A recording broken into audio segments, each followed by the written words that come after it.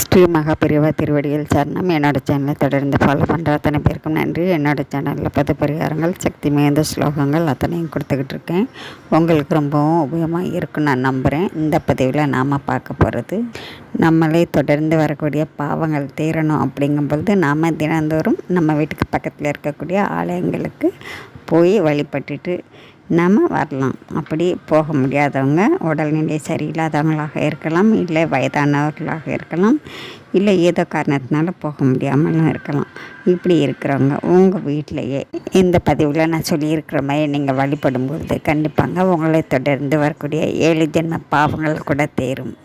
எந்த ஒரு வழிபாடுமே நம்ம முழு மனதோட நம்பிக்கையோடு செய்யும் பொழுது அதை கடவுள் கண்டிப்பாக ஏற்றுப்பாங்க. எப்படியாப்பட்ட ஒரு இக்கட்டான சூழ்நிலையில் கூட நீங்கள் உங்களுக்கு இஷ்டமான தெய்வத்தை மனசார நினச்சி என்னை காப்பாற்றுன்னு சொன்னீங்கன்னா கண்டிப்பாக ஏதோ ஒரு வழியில் உங்களுக்கு அந்த பிரச்சனைகளுக்கு தீர்வு கிடைக்குங்க.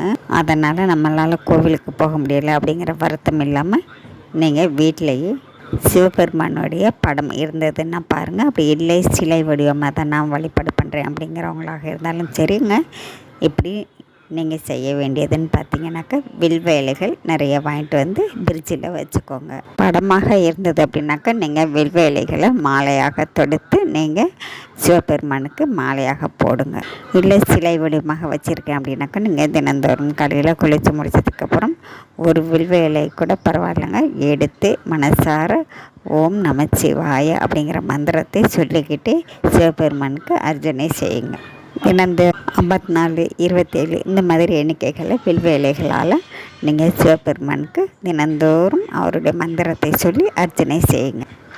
பின்பு தீபாவளி நீங்கள் எப்பொழுதும் போல் காட்டி வழிபாடு செய்யுங்க. இதே முறையில் நீங்கள் தினந்தோறும் வழிபாடு செஞ்சுக்கிட்டே வாங்க.